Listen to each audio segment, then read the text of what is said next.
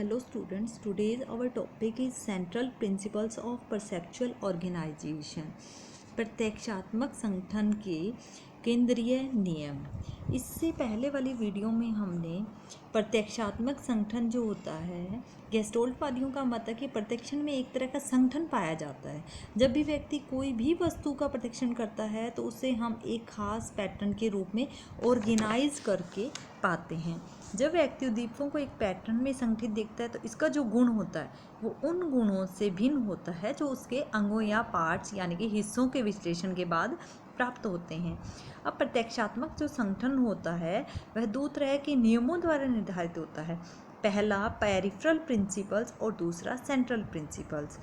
Peripheral principles को परिधीय नियम कहा जाता है और सेंट्रल प्रिंसिपल्स को केंद्रीय नियम कहा जाता है। पेरिफेरल प्रिंसिपल जो थे वो हम इससे पहले वाले वीडियो में कंप्लीट कर चुके हैं। मैं रिवाइज करवा देती हूँ। जैसे कि उद्दीपकों में सन्निकटता, प्रॉक्सिमिटी, सिमिलैरिटी, निरंतरता, continuity, good form, gap, closure, common fit, ये सभी क्या हैं, पेरिफेरल नियम के उदाहरण हैं। और पेरिफेरल जो नियम होता है वह स्टिमुलस से संबंधित होता है, यानी कि स्टिमुलस के अंदर जो उद्दीपक हम प्रत्यक्षण कर रहे हैं, जिस भी उद्दीपक का, उस उद्दीपक के अंदर कितनी सन्निकटता, प्रॉक्सिमिटी यानी कि नियरनेस है, उसके आधार पर उनका प्रत्यक्षण करना। सिमिलैरिटी, कितनी उनमें आपस में समानता है, उनको एक फॉर्म में, एक पैटर्न में परसीव करना। कंटिन्यूटी, गुड फॉर्म, ये सारे गुण जो हैं वो उस उद्दीपक से संबंधित होते हैं। और जो भी उद्दीपक पेरिफेरल नियम के अंदर, जो पेरिफेरल नियम है वह हमारा जन्मजात नियम होता है, उसे व्यक्ति एक्वायर या सीखता नहीं है। आज हम करेंगे central principle of perceptual organisation, प्रत्यक्षात्मक नियमों के सेंट्रल नियम। सेंट्रल नियम जो है वह जन्मजात नहीं होता है, इसे व्यक्ति अर्जित कर सीखता है। इसके अंदर अर्थ, अभिप्रेरणा, मनोवृत्ति आदि को रखा जाता है, यानी कि जो भी उद्दीपक हम परसीव करते हैं उस उद्दीपक में अर्थ ढूंढकर उसको एक्वायर करने का प्रयास करते हैं। उस पर हमारे मोटिवेशन, हमारी अभिप्रेरणा भी उस समय हमारे प्रत्यक्षण को प्रभावित करती है। मनोवृत्ति, एटीट्यूड भी हमारे प्रत्यक्षण को प्रभावित करती हैं। ये सभी सेंट्रल प्रिंसिपल्स के अंतर्गत आते हैं। Central principles, number 1, principle of learning, यानी कि अर्थ का नियम। व्यक्ति जिन उद्दीपकों का अर्थ समझता है उसे वह एक निश्चित पैटर्न में संगठित देखता है, यानी कि जब भी हम किसी उद्दीपक को देखते हैं तो हम उसके अंदर कुछ न कुछ अर्थ निकाल कर उसको ग्रहण करने का प्रयास करते हैं। जैसे नीचे की पंक्ति, यानी कि इसके अंदर एक पंक्ति दी गई है, उसमें व्यक्ति द किंग, अब जब हम इस लाइन को पढ़ते हैं, ये एक साथ पूरी लाइन लिखी हुई है, परंतु हम इसके अंदर अर्थ ढूंढकर इसको अलग अलग करके एक पैटर्न के रूप में परसीव करते हैं।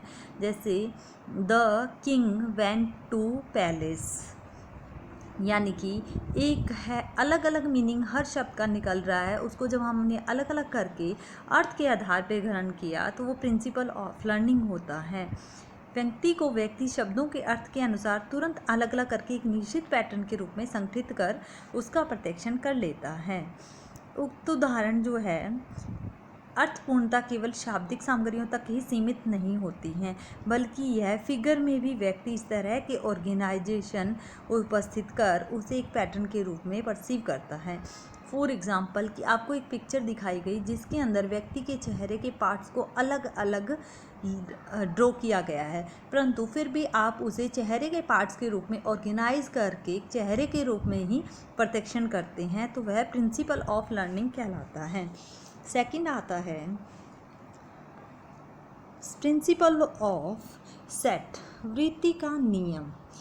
सेट का मतलब होता है कि जब हम किसी वस्तु के प्रति, पहले देखी गई वस्तु के प्रति अपने ब्रेन के अंदर या मन के अंदर एक उसका चित्र विकसित कर लेते हैं, एक उसके प्रति अपनी एक मनोवृत्ति या मेंटल सेट उत्पन्न कर लेते हैं, जब व्यक्ति किसी उद्दीपक पर देखता है तो उससे उसके मन में एक विशेष तरह की मानसिक वृत्ति उत्पन्न हो जाता है, जिसके कारण वह उद्दीपकों को संगठित करके उसे एक निश्चित पैटर्न के रूप में देखता है। वृत्ति उत्पन्न हो जाने पर उद्दीपक में कुछ परिवर्तन भी यदि हो जाता है तो भी व्यक्ति उसे पहले के रूप में ही देखता है। फॉर एग्ज़ाम्पल, अभी आपके सामने फ़ोन है, आप इस फ़ोन में काफ़ी सारी चीज़ें देख रहे हैं, तो इसको वस्तु को एक तरीके से यह उद्दीपक है जिसको आप परसीव कर रहे हैं, और जब ये पूछा जाता है कि यह कौन सी वस्तु है तो आप उसे एक मोबाइल फ़ोन के रूप में परसीव करते हैं। अब इस मोबाइल फ़ोन का यदि मैं पीछे से इसका कवर उतार दूं और इसका स्क्रीन गार्ड उतार कर इसमें कुछ चेंजेस भी कर दूंगी, उसके बाद अगर आप इसको परसीव करते हैं तो भी आप इसे एक मोबाइल के रूप में ही परसीव करते हैं। तो यह आपके मेंटल सेट यानी कि वृत्ति का नियम का उदाहरण होगा। नेक्स्ट आता है लॉ ऑफ प्रेग्नांस एंड प्रेग्नास, अर्थगर्भता का नियम। इस नियम के अनुसार सभी व्यक्तियों में एक जन्मजात प्रवृत्ति होती है जो प्रशिक्षण किए जाने वाले उद्दीपकों से अधिक अर्थ का अनुभव करने की प्रेरणा प्रदान करती है। प्रेग्नांस के अंदर हम कुछ पेरिफेरल के नियम रखते हैं, जैसे सममिति, सिमिट्री, उत्तम आकृति, गुड फिगर, बंदी, क्लोजर, निरंतरता, कंटिन्यूटी आदि का इस नियम से सीधा संबंध होता है। उद्दीपकों के इन सभी गुणों के सहारे व्यक्ति एक तरह का अर्थ ढूंढने का प्रयास करता है, और जिसमें सफलता मिलते ही वह उद्दीपकों को एक खास पैटर्न के रूप में ऑर्गेनाइज कर उसका प्रतिक्षण करता है। फॉर एग्ज़ाम्पल, मैं 2 पंक्तियाँ बोलूँगी। पहला, राम कोमा आकाश कोमा पिता कोमा पेड़। एक में लिखा है राम आकाश पिता पेड़। अब सेकंड पंक्ति है, अब राम आकाश पिता पेड़ के अंदर यदि हम अर्थ ढूंढकर इसको एक लाइन में बनाना चाहे, इनमें कोई संबंध बनाना चाहे तो वह नहीं बनता है। अब सेकंड पंक्ति, राम कोमा आम कोमा बाजार कोमा लाना, राम आम बाजार लाना। इसके अंदर हम इनके बीच में कुछ न कुछ संबंध स्थापित करके एक अर्थगत पंक्ति का निर्माण कर सकते हैं। इसी तरीके से आपसी संबंध स्थापित करना सेकंड जो पंक्ति है उसके अंदर आसान है, जिसके चलते हम उसे तुरंत ही पूर्ण वाक्य के रूप में ऑर्गेनाइज कर उसका प्रतिक्षण करते हैं। नेक्स्ट आता है मोटिवेशनल प्रिंसिपल्स, प्रेरणात्मक नियम। प्रेरणात्मक का मतलब होता है कि बहुत सारी ऐसी वस्तुएं होती हैं जिनको जब भी हम प्रतिक्षण करते हैं तो हमारा प्रेरणा, हमारी मोटिवेशन उसको प्रभावित करता है। जैसे यदि आप भूखे हो और आप कोई शॉप देख रहे हो, वो फूड की नहीं है, परंतु कई बार फिर भी हमें वह एक फूड आइटम की शॉप के रूप में प्रतिष्ठित होती हैं। अनेक ऐसे प्रयोग किए गए हैं जिनसे यह स्पष्ट हुआ है कि प्रत्यक्षात्मक संगठन पर व्यक्ति की मोटिवेशन, जैसे कि भूख, प्यास तथा व्यक्ति के जो मूल्य वैल्यूज़ हैं उनका बहुत ज़्यादा प्रभाव पड़ता है। इन कारकों को प्रतिक्षण का जो है सेंट्रल डिटर्मिनेंट्स कहा जाता है। इन कारकों से व्यक्ति का प्रतिक्षण ऑर्गेनाइज हो जाता है और उससे उद्दीपक में एक निश्चित पैटर्न दिख पड़ता है। मोटिवेशन का यदि जैसे कि एक एग्जाम्पल था कि व्यक्ति को भूख लगी है, वह बाहर जा रहा है शॉप पे, पर एक शॉप के ऊपर 400D लिखा है और वह उसको फूड के रूप में परसीव करता है क्योंकि वह भोजन की तलाश कर रहा है, तो उसे फूड लिखा हुआ उस पर दिखाई दे रहा है। तो वह क्या है, मोटिवेशनल प्रिंसिपल्स के अंदर आता है कि कई बार हमारी अभिप्रेरणा भी हमारे प्रतिक्षण को प्रभावित करती है। हमारे सेंट्रल प्रिंसिपल से पहले हमने पेरिफेरल प्रिंसिपल्स किए थे, जैसे सिमिट्री है, कॉमन फिट है, कंटिन्यूटी है और सिमिट्री है, गुड फॉर्म है, गुड फिगर है।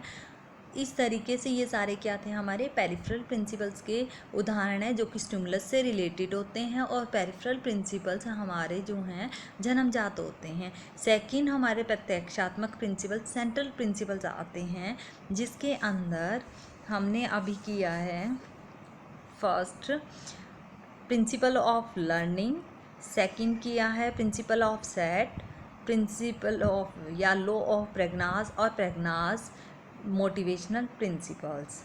ये कंप्लीट हो गया है। Thank you.